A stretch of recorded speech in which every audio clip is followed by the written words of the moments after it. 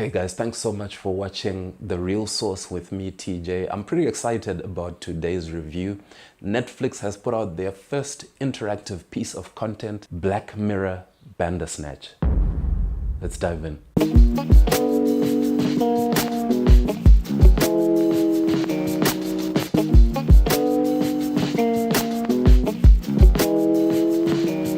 Black Mirror Bandersnatch is part of the franchise Black Mirror, and it is a look at the world's fascination with technology, but how things can go really, really bad if we're not careful with that fascination that we have with technology. So Black Mirror Bandersnatch is no different. It does deal with matters technology, but what is particularly fascinating about it is, as I said, it is an interactive movie. What that basically means is that you, as the audience member, use your remote control to make choices for the protagonist, and depending on what you choose, there are certain implications, there are certain consequences for the protagonist. But before we get to that, let's talk about the story itself. The story is fairly simple.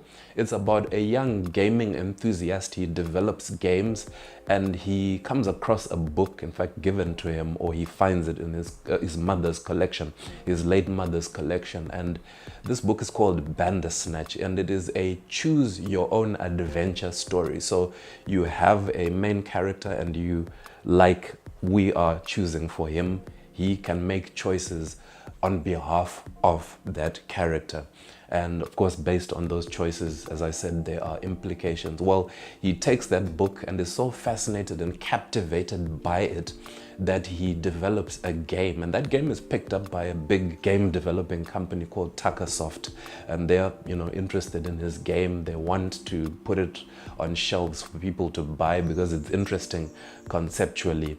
And yeah, that's kind of the surface level story. There are many more layers that happen, but I'm more interested, I think, in this review in talking about the conceptual side of it, the whole idea that as an audience, we can choose on behalf of a protagonist. We don't often get to do that when we watch movies. We sort of have to sit there and kind of watch as the story unfolds. If he gets himself into trouble, we sort of have to either sympathize or empathize with him, or, say, hey, why did you do that? It's your fault.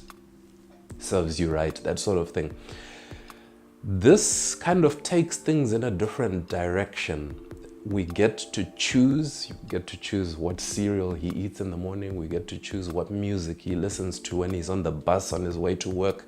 And of course, some of those choices at the beginning of the story are not as consequential. They don't have as dire a level of consequence as some of the decisions that we have to make later on. So for example, without getting into much spoiling, we have to make a decision, for example, about what job this gaming developer takes, certain things to do with how he wants his game developed and that sort of thing. I don't want to spoil too much because I really want you to experience it for yourself. And if you already have, I would really love to hear what your impressions are of this movie. So I really love the fact that the whole movie is about choices. So there's choices at the level of the viewer, me, you.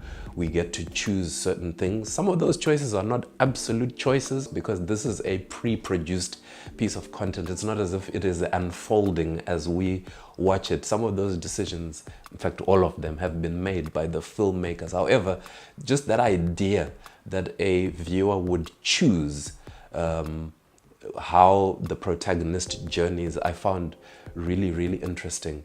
But there are also choices even for the character, choices in terms of relationships that he builds, choices about where he goes, how he moves his career forward, choices about what he says to his father, having lost his mother. Those kinds of things are very, very interesting. So choice is kind of the big theme in this, and I really, really loved how that is a multi-layered part of this. Okay, I'm gonna wait for those birds to just have their moment. Yes, let it all out. Thank you. The one thing that I found slightly disappointing, let me not call it disappointing, that would be overkill. I thought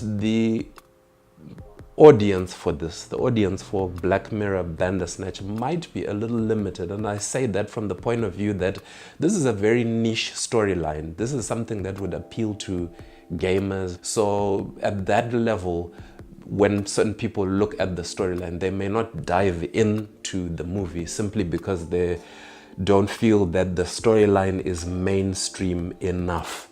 Having said that though, at the level of just experiencing something different, I recommend this, and I think it's a great experience for anybody, even if you're not a gamer, even if you're not a fan necessarily of UK movies or that sort of thing. I would say dive in just for the experience, because that experience would be different than anything else that you've ever experienced. Certainly, if you're not a person that's ever been into games, this will be very new to you. So yeah, please do watch this movie and let me know what you think about it. In fact, I would love to know. And one of the things I do in my videos, I'd love for you to watch some of my previous videos, is I like to put little cards up, little polls where I'm interested to hear. So if you see in the top right a little card popping up, please engage in those polls. I would really love to hear what you think. I usually put like 2 or 3 options for answers there just to hear your thoughts on specific issues. But of course, there is the comment section where you can fully express your thoughts. Well, that's my review. Thanks so much for watching. Take care. Oh, that's hot. That's hot.